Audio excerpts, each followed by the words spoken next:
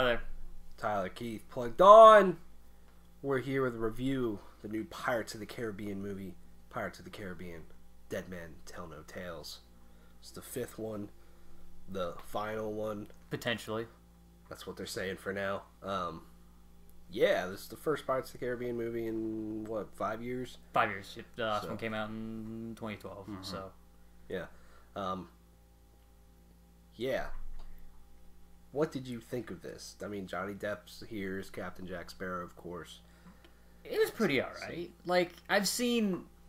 It's not... I mean, I didn't go in expecting this to be the greatest movie ever. Because, like, it's a Pirates of the Caribbean movie. In a lot of ways, kind of like a bunch of other movies, these movies are very formulaic. Yeah. And how they kind of go about things, which is fine. And I think they do it very well with this one. It's kind of more similar to the first three. Because on Stranger Tides, the last one was actually like... It was an adaptation of a book, kind of. On a book called On Stranger Tides. And if you want to know the plot of that book, basically take the plot of that movie and just take away Jack Sparrow, and there you go. There's the plot of that movie. So that's why, like, and I always felt that one was a little weird. I'm like, this is like, just feels different than a normal Pirates of the Caribbean movie. And then they just kind of weaved it in. But I think they did a good job with this one. I feel like this was probably the best end note that they could give for this franchise at this point, because this franchise is 14 years old at this point. So, and they kind of, you know, almost reference that in some ways, because I mean the movie takes place like, and all the characters are like a lot older, and you kind of get to see them in like older life. You know, Jack's down in his luck, and everybody else, and I mean it's not really a spoiler. It's been confirmed for a while. They do work Will Turner and Elizabeth Swann in there somewhat, in which when we get to a spoiler section we can go more into that. But I did like this movie. I think the supporting cast with Henry Turner, played by Bretton Thwaites, and then Karina Smith, played by Kaya Scodelario, they did good. I liked it because it was very similar, harkening back to the first movie, on how Will and Elizabeth's journey in that movie and how those two's journey works in this movie. It's definitely better than the last movie with Philip and Serena, because that seemed kind of forced, especially because that movie was all about Jack, whereas this movie's still all about Jack, but at least they kind of toned it down a little bit. Yeah, definitely. Because, like, the fourth one, that's, like, my one big issue with the fourth one. Because I actually really like the fourth one. It's just that there's so much Jack, and they kind of ramp him up to, like, 11 and take all his jokes, like, an extra 3 notches. And it's just, like, it gets old after a while. Whereas this one, the jokes are still there, and they're still obnoxious. But at least now there's, like, important side characters to kind of follow. And an interesting villain. I mean, Javier Bardem, who plays Captain Salazar, I think he does a good job playing, another ghost villain, you could say, again, in part of the formulaic thing. But I think they did an interesting job of spinning it and making it a little bit different. And they introduced things like the Devil's Triangle in this movie, and a bunch of other cool things like that. The soundtrack was awesome. I mean, Pirates of the Caribbean has some of the best soundtracks. It's up there with like Lord of the Rings and like Star Wars and Harry Potter, some of the best soundtracks ever. And that's like what stuck. Like, I remember watching the one trailer, and it's just like the second trailer they put out, and it's just kind of like this big epic thing. I'm like, yup. And then I was like, all right, I'm sold. I'm gonna go see this movie, even though I was probably going to. Anyway, David Wenham's in this movie, which is weird. He's like everywhere. I mean, he was in Iron Fist, and then he plays a captain in this one. And they do all the cool stuff. Like, there's, you think like, oh, they're fighting in the middle of a fucking maelstrom in the third movie, and you're like, there's not really any more and they're fighting on top of the mast. There's not really anything worse that they can do. And then they're fighting, jumping from cannon to cannon, and I'm like, all right, this is pretty awesome. I can't deny. And then the whole opening sequence where Jack shows up is actually pretty cool. But I mean, it's one of those weird things where I sit there and I'm like, oh man, the first one was so great, and I sit there and I can't help but compare it to the first one. I'm like, the first one's so perfect, and then this is good, but it's not. Why can't this be better than the first one? But it's you know, that's very lofty, and very rarely does that ever happen in movies. Does any sequel beat the original? But yeah, it's just a fun movie to watch. They do some cool stuff character wise with characters that you've already known for a long period of time, and it seems like it's just to kind of fluff out the story a little bit. But I guess it is cool in some way. Again, we'll talk more about what I'm referring to here when we get to spoilers. But yeah, it looks cool. I thought the idea of finding another mystical artifact, as in like every Pirates of the Caribbean movie with Poseidon's trident, even though this one was a little weird in how how they figured the thing out at the end. But I liked it. I don't regret going to see this movie at all. It was a lot of fun, I think. Yeah, it was fun. And, I mean, Pirates of the Caribbean movies are always fun. I think even the weaker ones are still a lot of fun to watch. I really liked On Stranger Tides when it came out. And I still do like it, but the problem I struggle with that movie is, like, it's not very memorable compared to the first three. Like, I can tell you a lot of moments from the first three movies, but On Stranger Tides, I don't know. Just doesn't stick with me, where I feel this one is going to stick with me a lot more.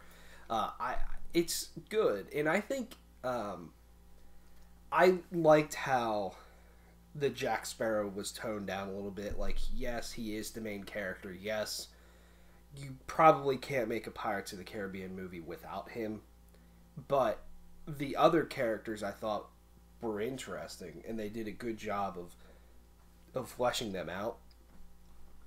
I think they also did a good job of telling more of Jack Sparrow's backstory and why Captain Salazar is after him. And that felt like very personal. Like Jack ruined his life, literally, you know? Yeah. And you know, he's just out for revenge. And revenge, every story is about fucking revenge, it feels like. But this one felt like it was a little bit more deserved on why he was just so focused on getting Jack. And there's some cool moments, and I like the two newer characters, like you mentioned with Brenton Thwaites and Caius Scodelario. Yeah, they were great. I really liked their characters, and they were fun. It's a fun movie to watch. It'll get you laughing a lot, which Pirates of the Caribbean movies are good at. But there were some genuinely very funny moments in this movie where you're just like really laughing, which is cool. The beginning, when you first get introduced to Jack Sparrow, which I'm not going to fully spoil anything right now, but it basically Pirates of the Caribbean turns into Fast and the Furious. Yep, that's exactly what I thought. That's exactly what that is. Insanity the whole time. That string of, I don't know, 10, 15 minutes there was just amazing. And then even the next section when there's a rescue that happens is incredible as well, especially parts of it. I'm just they do that stuff very well in Pirates of the Caribbean. Yeah, they really do. And all Pirates of the Caribbean movies do kind of, like you said, follow a formula. Like when you get to the end, there's multiple players there, and something fucking crazy is about to happen, and all it's just chaos for a good long bit, and that's what happens with this movie. There's multiple characters there that have multiple objectives and stuff, and yeah, I mean it was good. It doesn't like completely change the game. I don't think if you didn't enjoy any of the other Pirates of the Caribbean movies, you'll suddenly enjoy this one, because it's very much a Pirates of the Caribbean movie. But I think it's a good last adventure, if this is truly the last one. They do wrap things up nicely with a bow. Yeah, you can say at the end. Even though to me, like the very end parts felt a little bit disjointed, but still, it's fun. The one thing though is like I really like Johnny Depp as Jack Sparrow. I mean, he's a just phenomenal character, and Johnny Depp's great with him. I feel like his performance in this movie, though, the movie isn't as focused on him as on Stranger Tides or anything, but Still, I felt like his performance wasn't as memorable or as great as the other ones. Though. No, I think that's a lot because they try. I feel like they tried to do something a little bit different with his character instead of being this guy who's always like making it. He's down in his luck, and it's like that's kind of it's very. Again, we're harking back to the first one, where that's very much his place in the first one. He's just like, he's shit out of luck and stuff like that. But one thing I like about his character is he always comes up with like crazy solutions that you never would have thought he would come up with. And that happens a few times here, where I'm like, oh yeah, that's fucking cool. And only Jack Sparrow would come up with that. I was gonna say something else. Oh, there's some genuinely really good character moments in this movie too. I thought, especially towards the end, where I was like, you actually kind of feel something. I feel they did a good enough job of building up and all that stuff to where when those moments happen, you kind of are like, wow, that's cool. It doesn't just like hit you and fucking move on. Yeah. It's not like, oh man, hit me in the feels, I'm gonna fucking bawl my eyes out now. But it's better than most movies, I think. Yeah, it's good. It's fun.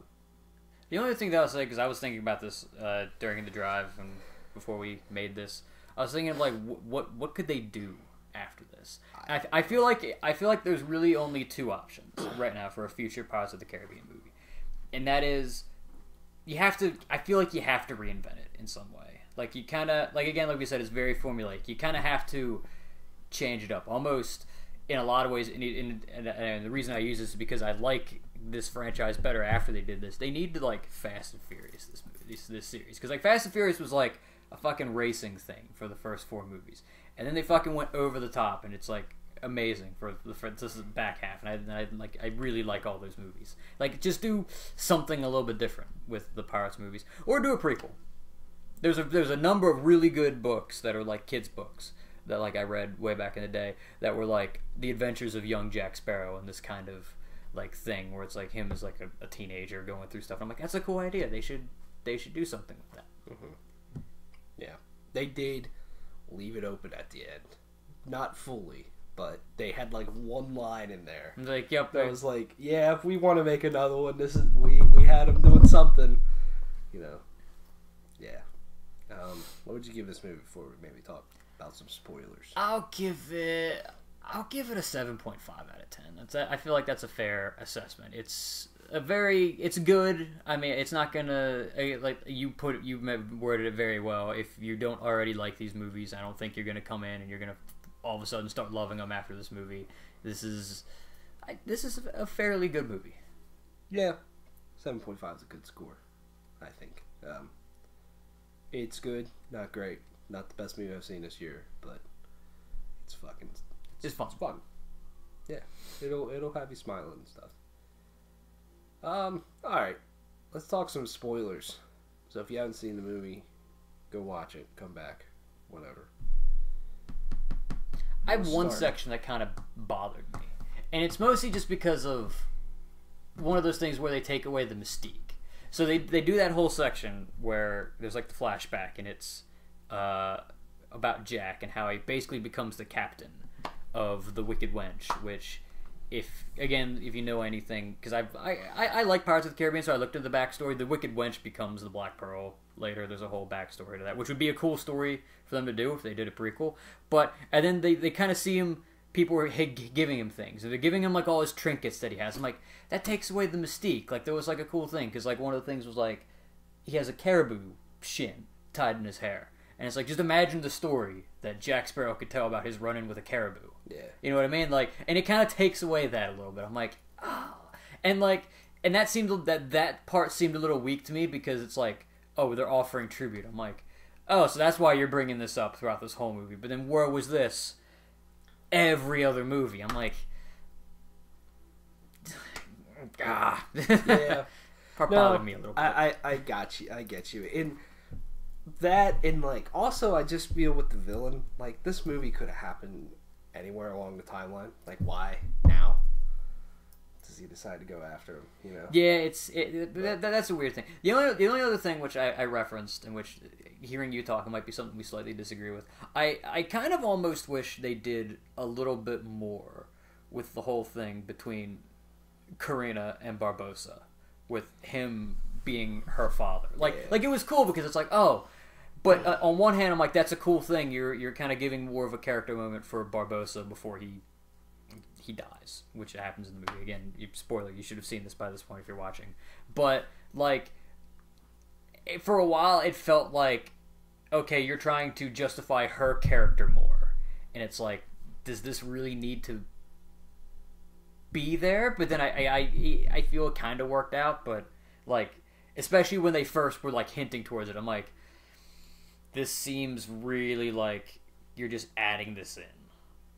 But I guess maybe they made it work. But yeah, I mean, they made it work in that he said how he like put her away and all kinds of shit. But I liked when he died though, or when he was about to, and she realized that he is her father. See, that's the moment that turned me to it. I'm like, okay, this is a cool moment. That moment is the moment I'm talking about where I feel they did a good job of making that hit you, because she's like, "What am I to you?" And he goes, "The treasure." And I'm like, that is fucking perfect. That is so perfect. And it's not some corny Luke, I'm your father thing or something like that, like going off of that. Like, it was Pirates of the Caribbean. Like, that was a fucking great moment there. That was cool. And I understand the decision to kill off Barbossa. I mean, Jeffrey Rush is getting up there. He can't do as much in the movies anymore. I mean, he doesn't. He doesn't even do as much as he did on Stranger Tides. Like, I mean, how old is he right now? I mean, he's got to be in like his 60s. So yeah, so I mean, that was a cool send off to his character. Mm-hmm. I mean, when you think about it, it's also a little funny. So that's the second time they've killed him off. But yeah, so who knows? I mean, who knows? I mean, we didn't stay for the after credits scene. Maybe.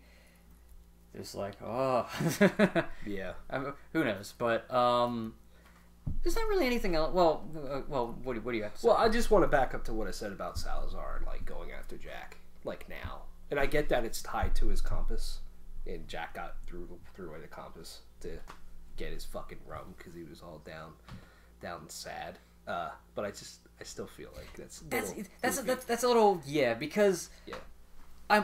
Which is one of another thing where like you're messing with the backstory a little bit, because I'm sitting there and I'm like, but didn't Tia Dalma didn't she say she gave him the compass back in like second movie? I'm like, are you forgetting your own lore? Yeah, right exactly. now. Yeah, like it almost kind of doesn't matter. I don't know. It's a little weird. The one thing that I felt just a little disjointed.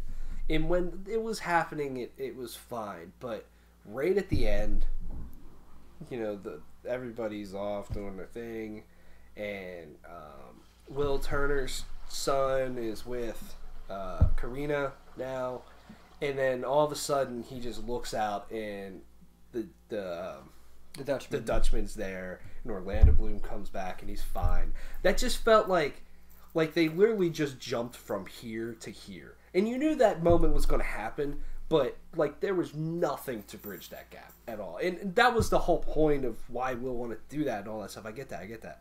But it just felt like the jump from where they were to where that was just fucking weird. And like they did that because this is the final movie as of now, and they needed to wrap that shit up. And then they just kind of threw Keira Knightley in there too, but this is another weird thing where that part only bothered me a little bit, because I liked how they used Orlando Bloom and Keira Knightley. I mean, Keira Knightley's in the movie for like 2 minutes. Yeah. And Orlando Bloom's in it for like 5. Yeah. But I didn't even think of that as a possibility. That it was a good method to get Henry on the journey, was because he wants to free his father from the curse. But then, this is me thinking again, because I for a while I was really into Pirates of the Caribbean. I'm looking at stuff. Hearing the director of the first 3 movies, or was it Jerry Bruckheimer? Or was it Gore Verbinski or Jerry Bruckheimer? They were talking, and they were saying, oh yeah, because Will is free from his curse because Elizabeth stayed faithful to him. And then there's that after credit scene in at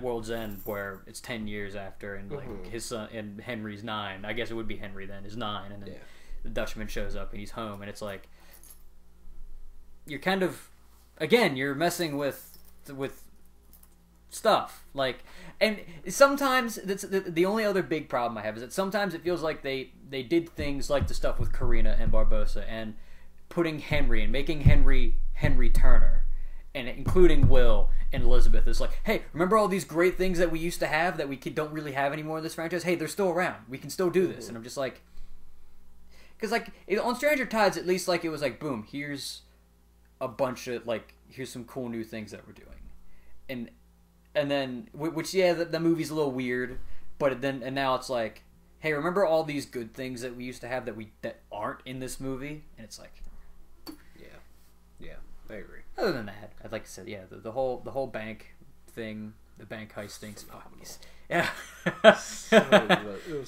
Like when you said that, have you seen Fast 5? No. That is literally Fast 5. Really? They literally hook a vault up to the back of their cars and they drive off with the vault full of money. That's literally the ending of Fast 5. Yeah. And it's the start of this movie, except they do it with fucking horses, and it's great. Yeah, like there's a horses pulling a fucking building. It's just ridiculous. Or the whole shark sequence was pretty like, that's different. Mm-hmm. Gotta have your animals that every Pirates of the Caribbean movie has some kind of animal that you have to fight, whether it's the Kraken or the monkey or a mermaid or whatever the hell it is in each movie. It's like, I mean, these movies are kind of formulaic, but they're fun. There's always that one like epic moment at the end. This one, it's the ocean kind of opening up. Yeah, at that's World's awesome. End. It was there's always a guy and a girl, and there's always a love story. There's some kind of mystical object that people are trying to find. There's a cursed crew who can't die until you fix whatever's wrong. It's like, But I mean, like I said, they're just fun. Yeah. Like. Anymore, that's what I get. I mean, that's what I go to movies for anyway. Is for the most part, is fun movies. You just enjoy yourself better that way. Yeah. I mean, this movie probably won't win any awards or anything. Nah. But if there is one award that I think it should at least be nominated for, it's soundtrack. Oh, the soundtrack is just so fucking good in this movie. I mean, they've always been great, but this one especially is just on point. Also, the part with Paul McCartney and Uncle Jack was just weird. They threw that in just to do that. Which I mean, it's cool because there's the whole Keith Richards thing, and he's in which apparently he was in the movie. I don't know where he was. I don't know. I didn't. But then so they got Paul McCartney. I'm like, okay, that's pretty cool, and he's fucking weird. It's like, yeah. They literally just threw that in there to throw it in there. There was like no reason for it, no. And the fact that the guards would stop to let Jack actually talk to him is insane. Also, the redcoats in this movie are just there. They're not. They have no purpose, really. Like I thought David Wenham was going to have a huge part because I'm like, he's a fucking big actor. I mean, he was, he's done big things, and then he just gets eaten by a ghost ship. Yeah, like that was just. It's like why have that as a part of the movie then? If you're just going to kill him like that. Like, now, granted, that shot where he's kind of looking in the storm and then the lightning flashes in the fucking ghost ship. I'm like, okay, awesome. That is a cool shot. There you go. That's a sick Zack Snyder shot right there that the movie goes for. Yeah. The other thing we mentioned, the guillotine sequence, is so incredible. Man, that was great. That was great when the two started arguing too. Yeah. When Jack and Karina started arguing. That was awesome. Those are the type of really fun moments that Pirates of the Caribbean always gets at, and always seems to do really well. That's one thing that like they're good. They've definitely done better since the first one, because the first one doesn't really have many of these like those. We're gonna do a funny fight scene moment. It's not like, we're gonna fucking have Jack climb up a tree with a rope, and then he's gonna rope another tree, and he's gonna fling himself around and kick people in the face. Yeah. There's nothing like that in like the first one, but yeah. I mean. They really put a bow on a lot of things, though. Because, like, Barbossa's not there anymore. He died. Okay? No more of him. And he was a pretty major character throughout all these movies. Yeah. Will Turner's back with Elizabeth Swann. Yeah. Okay, put a bow on that. Check box. Jack has the Black Pearl back. He's got the pro. Check. He's got a monkey. Yeah. Check. Like he's just got everything. He ended up getting his compass back too. Yeah. At the end. Sure. Why not? And then he's like, I got a rendezvous beyond the horizon. That's their line to leave it open that he's off to do something. I've got a date beyond that horizon. Anyways. It's a good movie. Yeah. I enjoyed it. Yeah. So, Pirates of the Caribbean, Dead Man Tell No Tales. Let us know what you think of it. See you later. bye.